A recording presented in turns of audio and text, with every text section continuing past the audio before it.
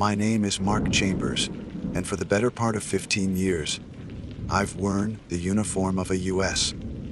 Forest Service Ranger. It's not just a job for me. It's woven into the fabric of who I am. My district covers a sprawling section of Arizona wilderness. Think towering ponderosa pines, scratching at an impossibly blue sky. Deep canyons, carved by millennia of wind and water, and vast stretches of high desert scrub, where the silence is so profound it feels like a physical presence. I know these woods, or at least I thought I did. I know the scent of pine needles warming in the sun, the crisp bite of the air at dawn. Why? The way the light filters through the canopy in shifting patterns. I know the calls of the Stellar's jays, the rustle of unseen creatures in the undergrowth, the distant yip of coyotes greeting the moon. I've tracked lost hikers, battled nascent wildfires by lightning or carelessness, educated campers on bear safety, and cleared countless fallen trees from trails. I've seen the raw beauty and the unforgiving harshness of this land, but lately something feels different. Something is fundamentally wrong out here. And the familiar comfort I once found beneath these trees is curdling into a persistent, gnawing unease. It started subtly, as these things often do. Little inconsistencies, easily dismissed anomalies that nagged at the edge of my perception. A few months back, during a routine patrol along the Black Creek Trail system, a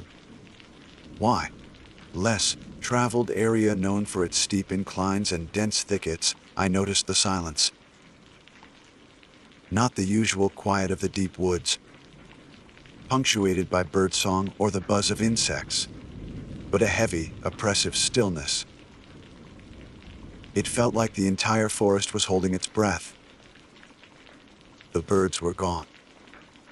The squirrels weren't chattering their usual warnings. Even the wind seemed hesitant to whisper through the pines. I stopped my truck, killed the engine, and just listened. Nothing.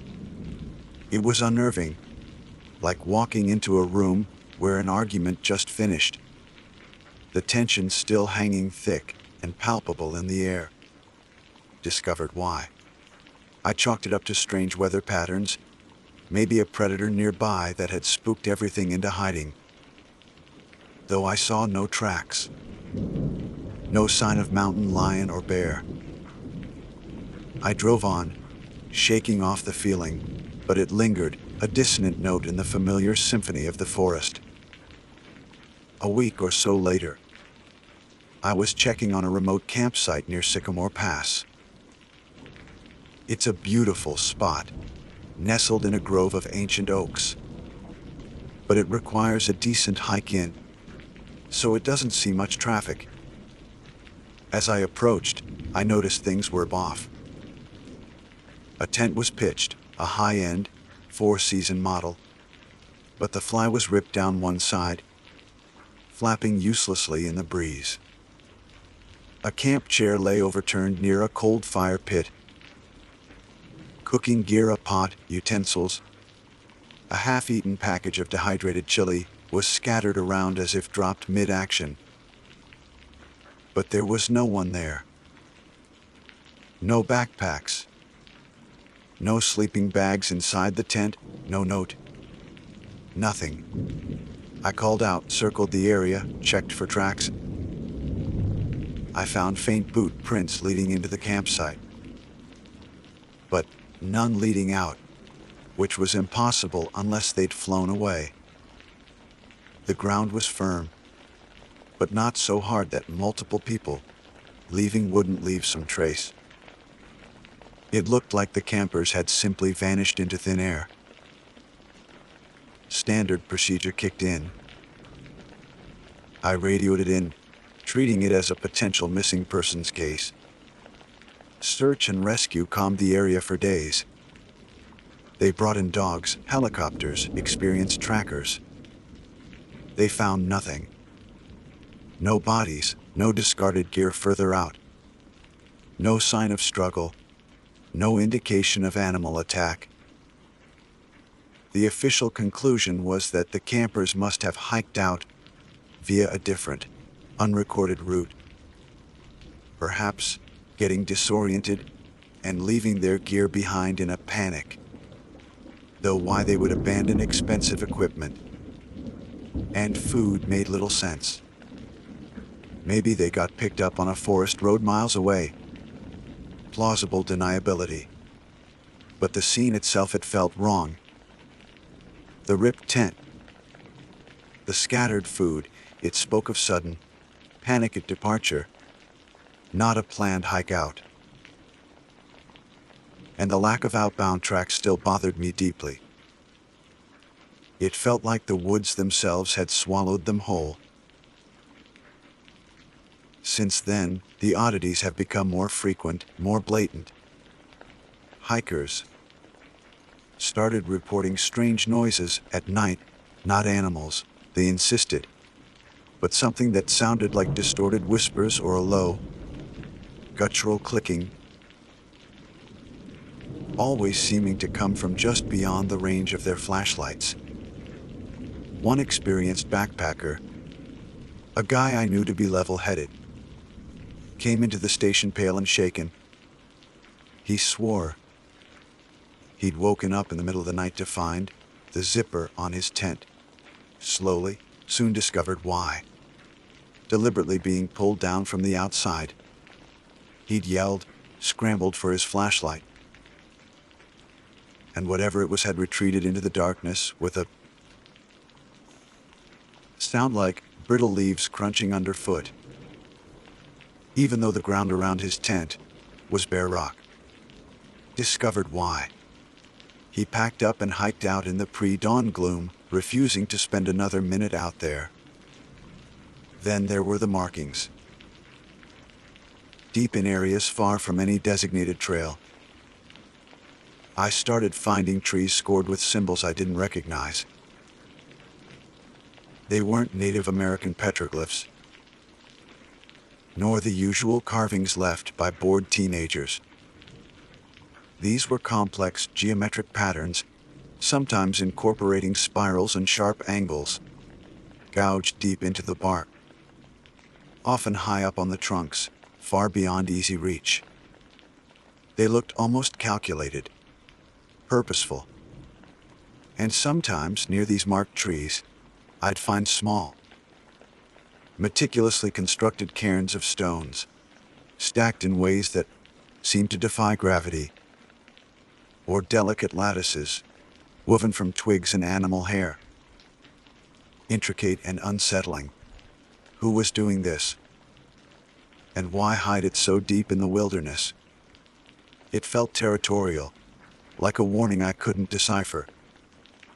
I tried talking about some of this with Dave, my supervising ranger.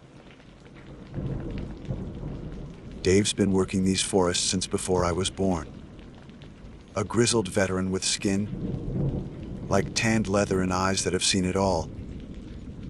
I expected him to laugh it off, tell me I was spending too much time alone. Instead, he got quiet. He listened intently, swirling the dregs of cold coffee in his mug. Yeah, he finally said, his voice low. This forest. It's old, Mark. Real old. Older than the maps. Older than the names we gave these mountains and rivers. There are things out here folks in the city don't understand. Things the Apache and the Yavapai knew about, whispered about. He wouldn't elaborate much further.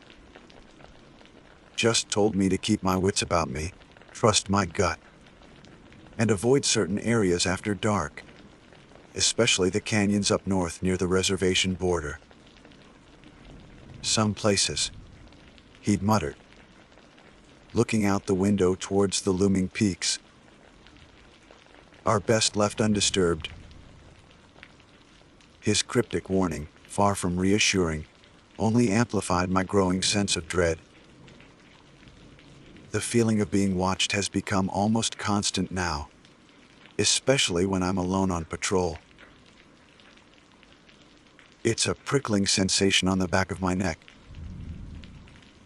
The feeling that unseen eyes are tracking my movements from the dense shadows between the trees. Sometimes, out of the corner of my eye, I catch a flicker of movement, too quick, too tall to be a deer, too silent to be a bear. When I turn, there's nothing there but the still trees and the dappled sunlight. Am I losing my mind? Is the isolation finally getting to me? 15 years out here, and I've never felt like this. Never felt hunted. Last night I was camped out near the ranger station, just testing some new gear. Around 3 a.m., I was jolted awake by a sound that chilled me to the bone. It wasn't a coyote, wasn't a mountain lion scream.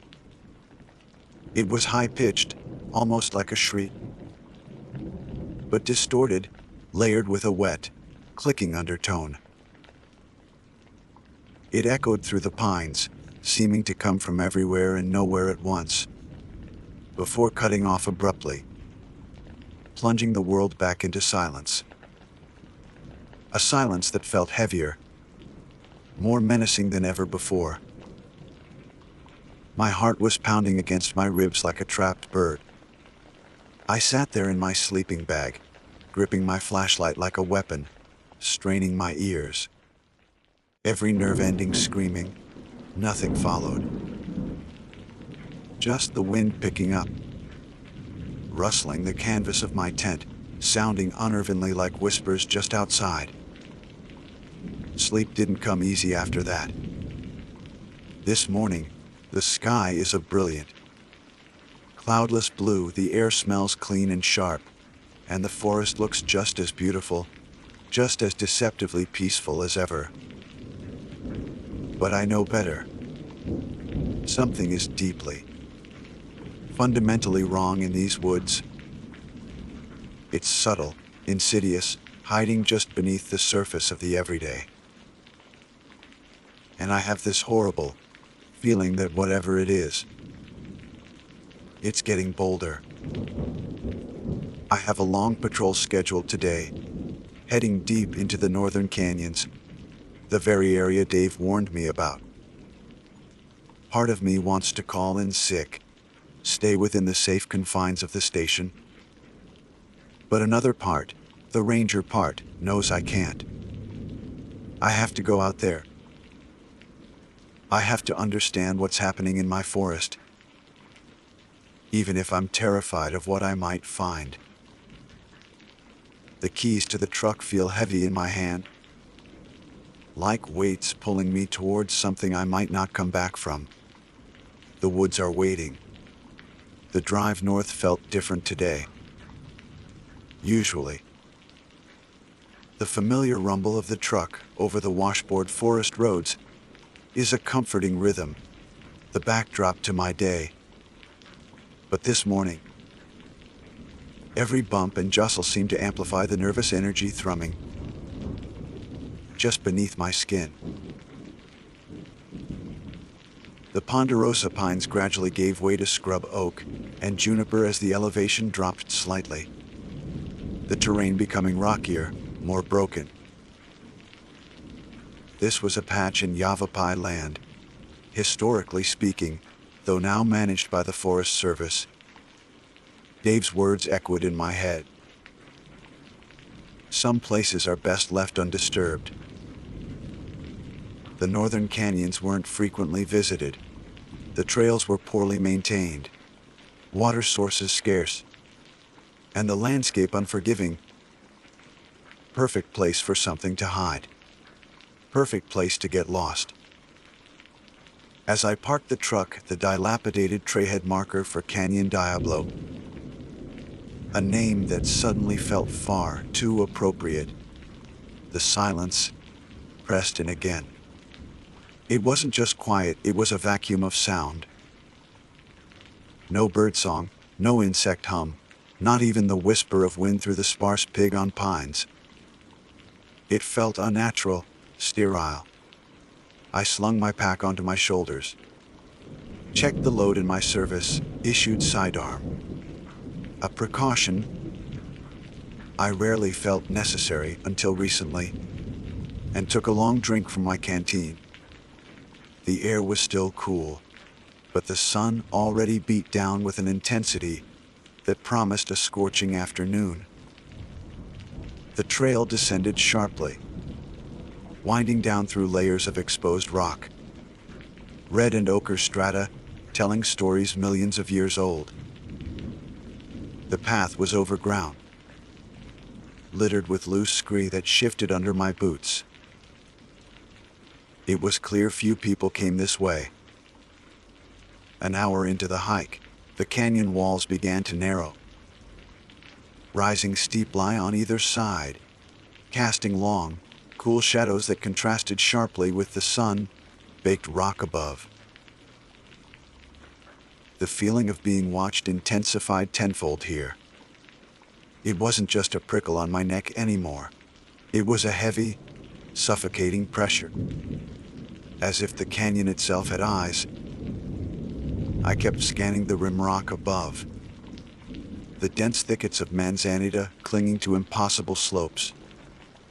Searching for that flicker of movement, that anomaly in the pattern.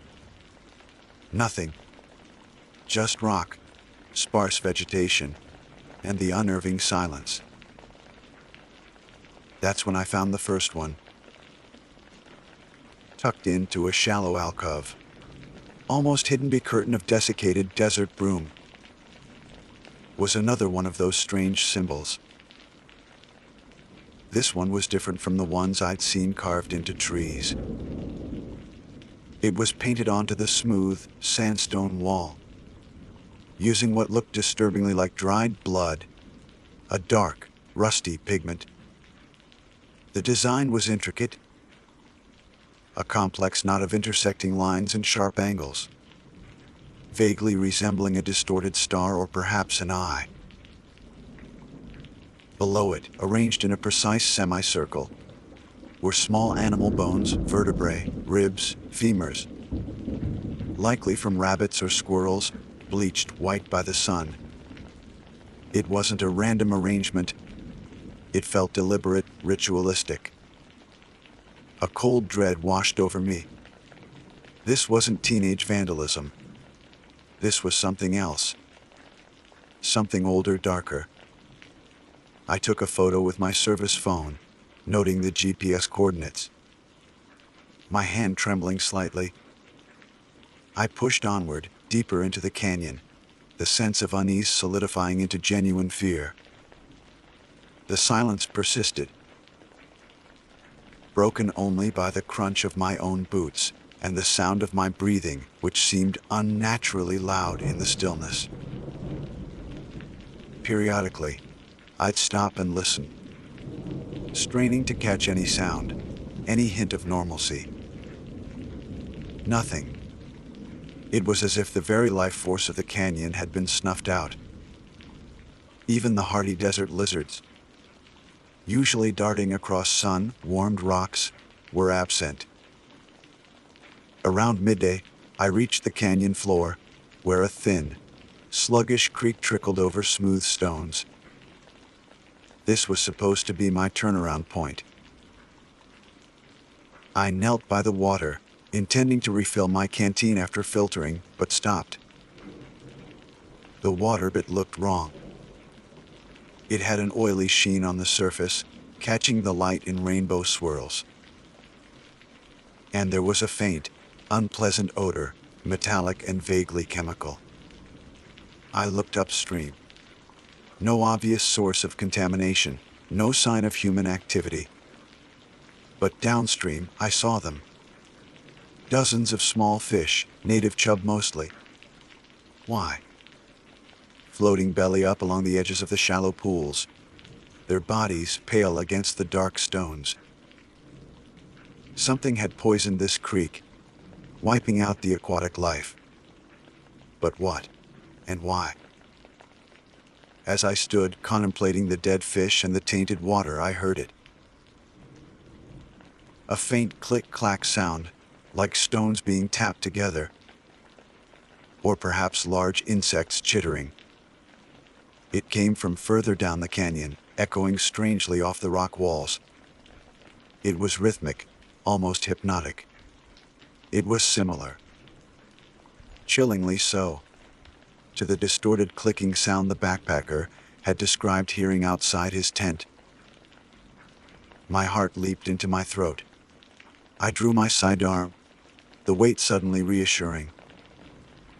"Hello," I called out, my voice sounding thin, absorbed by the vastness of the canyon. "U.S. Forest Service." "Is anyone there?" The clicking stopped instantly. The silence that followed was somehow even more terrifying. I stood frozen, straining my ears, scanning the dense brush and shadowed overhangs downstream. Was it an animal? Some strange bird I didn't recognize? Or was it the source of the whispers? The strange symbols, the disappearances? Slowly, cautiously, I began to move downstream, weapon held ready, stepping carefully to minimize noise.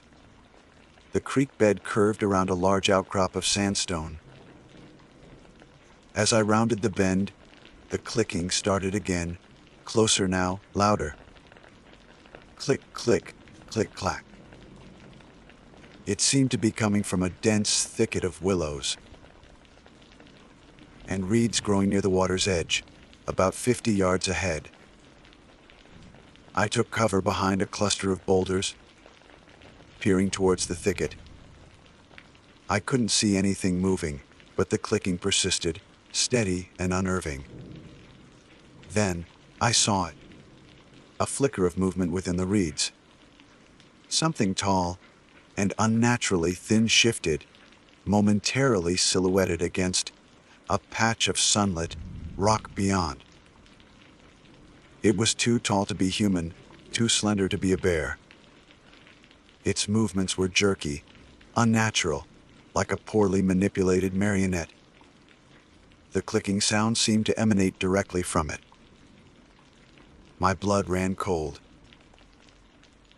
Every instinct screamed at me to retreat, to get back to the truck, back to the station, back to sanity. But the ranger in me, the part that needed answers, the part that felt responsible for this place, held me fast. I raised my phone, trying to zoom in to get a picture, any kind of proof. But the distance was too great, the shadows too deep, the thing too obscured by the reeds. And then, as if sensing my attention, the clicking stopped again.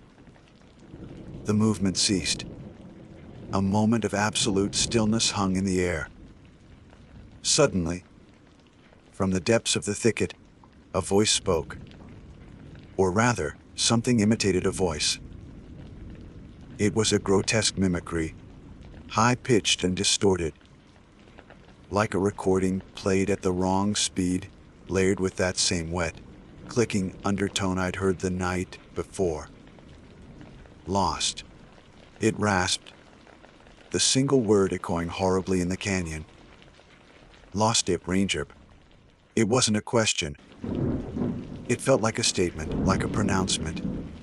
Panic seized me. Pure, unadulterated terror. I didn't think. I reacted. I scrambled back, stumbling over loose rocks, keeping my eyes fixed on the thicket, expecting that tall, thin shape to emerge at any second. I turned and ran, crashing back up the canyon the way I came, adrenaline flooding my system. I didn't look back. The silence had returned, but it felt different now. It felt like the silence of a predator that knows its prey has bolted. the silence of patient observation. I didn't stop running until I was halfway back up the trail, my lungs burning, my legs shaking. I collapsed behind a juniper tree, gasping for air, weapon still clutched in my white-knuckled fist. Had I imagined it? The voice, the shape in the reeds. Was this some elaborate prank? But the dead fish, the symbol painted in blood, the oppressive wrongness of the place, it was all too real. The hike back to the truck was the longest of my life. Every shadow seemed to move, every rustle of leaves sounded like pursuit. The feeling of being watched was relentless, a physical weight on my shoulders. When I finally reached the truck, slamming the door shut and locking it felt like sealing a tomb. I sat there for a long time, engine running, heater blasting despite the heat, just trying to get the chill out of my bones, trying to make sense of what I had seen and heard. That voice, it wasn't human. It was an animal. It was something else. Something intelligent, aware, and deeply, terrifyingly alien. It knew I was a ranger. It knew I was there. Dave's warning wasn't just superstition. He knew something, or suspected something, about what lurked in these northern canyons. What is it? And what does it want? Driving back towards the station, the familiar forest landscape blurring past my windows, I knew one thing for sure. The anomalies weren't random, they were connected. And whatever was out here, it was aware of me. The woods weren't just wrong anymore. They felt actively hostile. And I had just announced my presence. The decision to go back out, even with Dave, felt like stepping off a cliff in the dark. We loaded the truck with more gear than usual: extra water, high-powered flashlights, climbing rope, boat. Neither of us knew why. We thought we might need it. A trauma kit, the satellite phone, and most importantly, 2 shotguns loaded with heavy slugs alongside our standard sidearms. Dave also brought along an old, heavy iron pry bar he kept in the workshop. Good for leverage, he muttered, though his eyes suggested he imagined using it for something else entirely. Why? We didn't have a specific destination, just a general plan to patrol the periphery of the northern canyons, focusing on the areas where the strange symbols had been found and where the birdwatchers reported seeing the tall figure. We were looking for tracks, for evidence, for anything tangible. The forest felt different with Dave beside me. His quiet competence, his decades of experience, offered a thin layer of reassurance over the raw fear that had become my constant companion. But even Dave seemed on edge. His usual easygoing manner was gone, replaced by a watchful tension. He scanned the trees constantly, his hand never far from the shotgun prop between the seats. The oppressive silence we encountered was punctuated only by the crunch of tires on the dirt road and the occasional crackle from the radio static that made us both jump now. We left the truck near an old, overgrown logging road, miles south of Canyon Diablo, but still within the territory that felt increasingly hostile. The air was thick and still, the heat already building. The silence here was profound, heavier than I'd ever experienced. It felt deliberate, watchful. We moved slowly, meticulously scanning the ground for tracks. checking tree trunks for fresh carvings, listening with an intensity that strained the ears. Dave moved with practiced quiet, but even his careful steps seemed to echo unnaturally in the dead air. Hours passed. We found nothing concrete. Old deer tracks, coyote scat, the usual signs of forest life, but nothing that pointed towards the entity. No fresh symbols, no inexplicable twig lattices. Yet, the feeling of being watched intensified with every step deeper into the woods. It was a palpable pressure, a prickling awareness that unseen eyes followed our every move from the dense undergrowth and the high branches. Several times, we both froze, convinced we'd heard something. A twig snapped just out of sight, a faint rustle, that almost heard whisper carried on a non-existent breeze, but investigation revealed nothing. It was as if the forest itself was playing tricks on us, amplifying our fear. Around mid-afternoon, we stumbled upon it, tucked away in a small clearing overshadowed by ancient, gnarled junipers, was a campsite, or what was left of one. It wasn't old. The ashes in the fire looked only a few days cold. A single, collapsed tent lay half buried under pine needles, its fabric ripped and torn, similar to the one I'd found at Sycamore Pass. A backpack lay nearby, its contents clothes, a half-eaten bag of trail mix, a water bottle spilled out onto the dusty ground.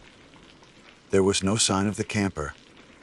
"Looks recent," Dave said, his voice low, grim. He knelt, examining the scene. No signs of struggle, no blood. He pointed towards the ground near the tent. "Look here." I followed his gaze. There, pressed into a patch of softer earth, partially sheltered by the tent's collapsed form, was a track. It wasn't animal. It wasn't human. It was long, impossibly narrow, ending in what looked like 3 sharp, claw-like indentations. It looked disturbingly like the footprint of a large bird, but distorted, elongated, and far too large. There was only one clear print, the rest of the ground being too hard or disturbed. "What in God's name?" I breathed, staring at the print. "Never seen anything like it," Dave muttered, pulling out his phone to take pictures. "Definitely not bear, not lion, not elk." As Dave documented the track, I felt it again, that intense, focused scrutiny. I looked up, scanning the dense ring of junipers surrounding the clearing. And then I saw it. For a split second, standing motionless between 2 thick trunks, partially obscured by shadow, was a figure. Tall, impossibly thin. Its limbs seemed too long, its proportions all wrong. It had no discernible features in the gloom, just a silhouette that radiated wrongness. It wasn't moving, just watching. "Dave," I whispered, my voice choked. 9 o'clock. Between the junipers. Dave looked up slowly, his hand tightening on the shotgun. He followed my gaze. The figure remained perfectly still for another heartbeat. A dark statue against the shadowed bark.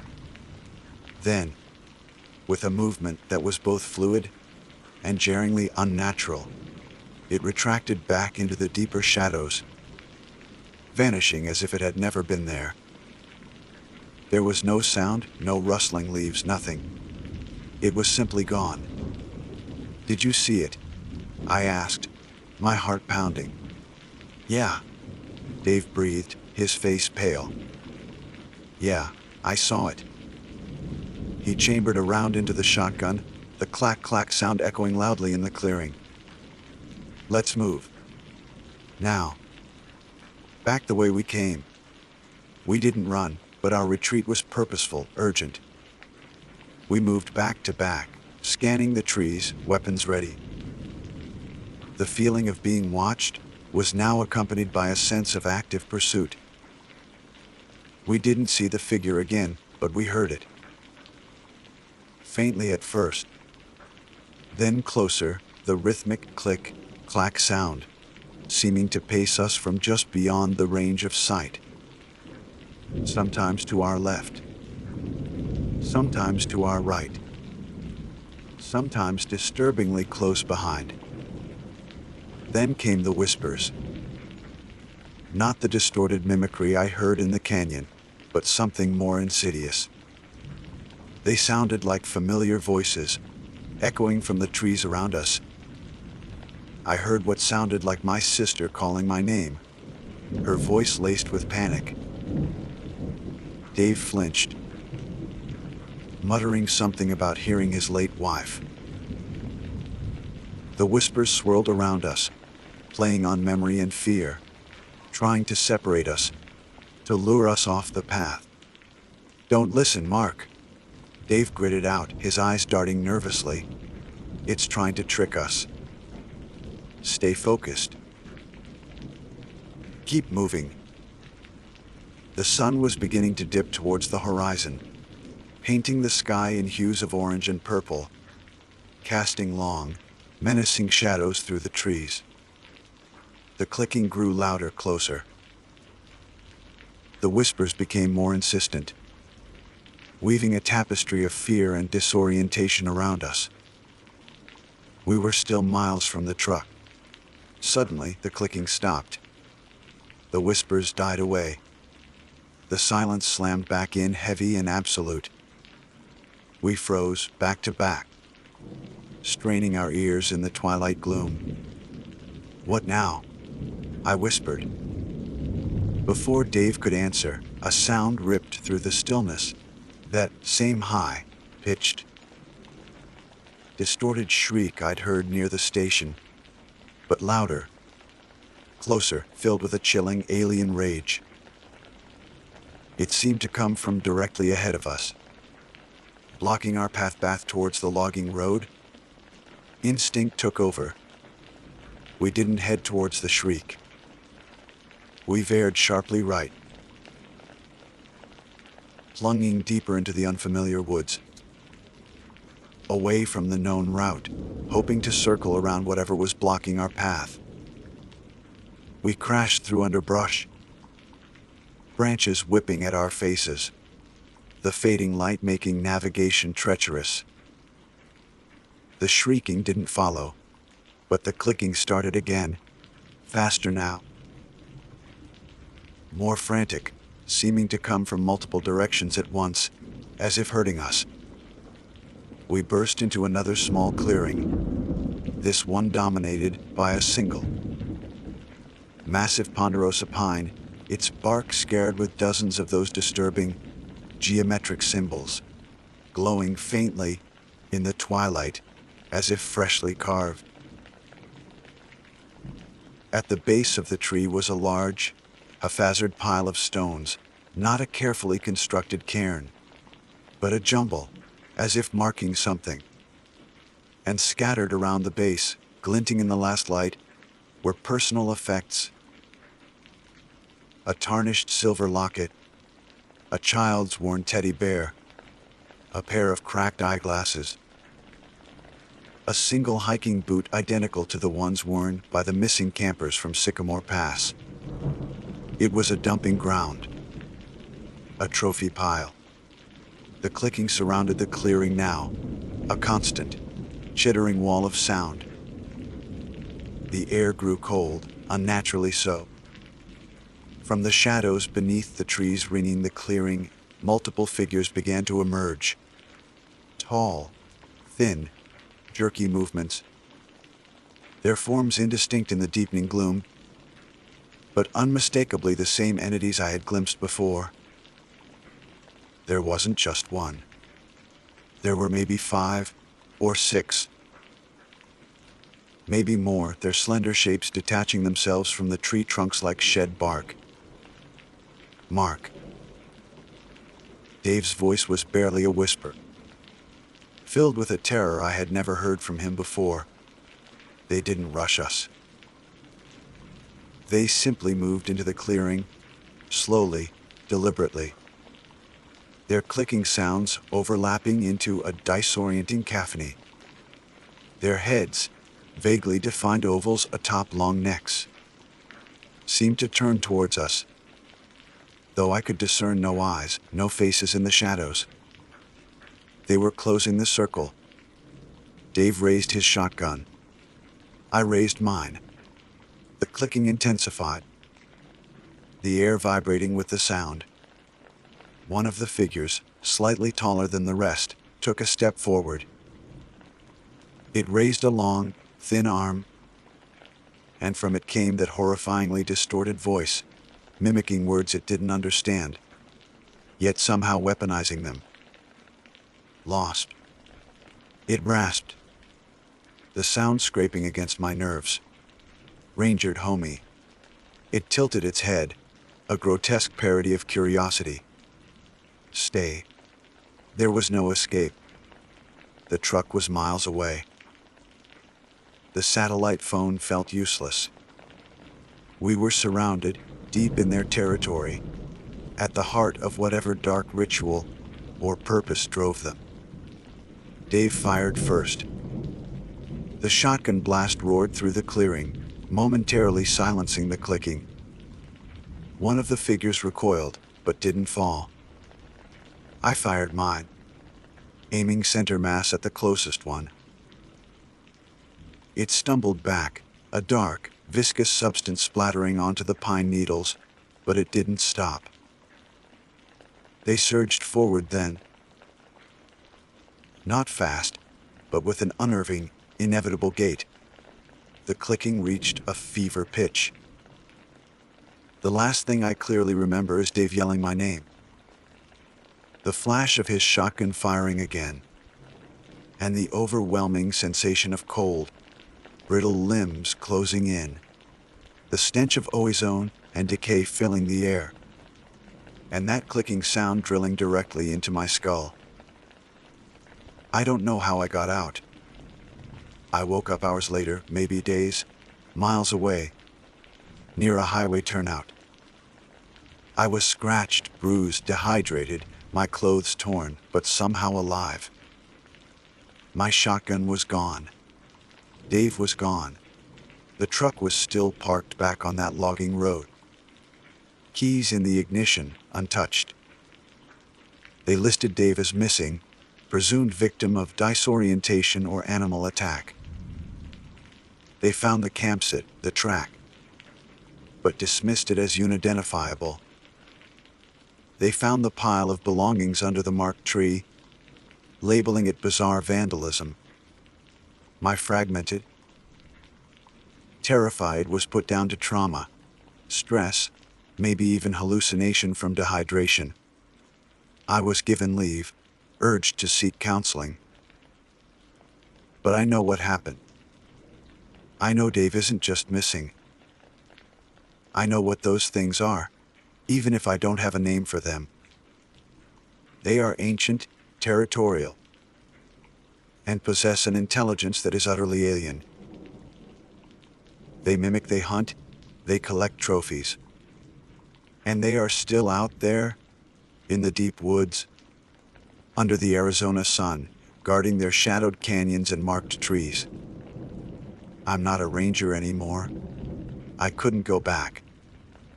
I left Arizona, moved far away, to a place with no deep forests, no vast wilderness. But sometimes, late at night, when the wind rustles the leaves outside my window, I think I hear it. Faintly. A distant click, click, clack. And I know, deep in my bones, that the woods remember. And they are waiting. Something is very wrong in those woods.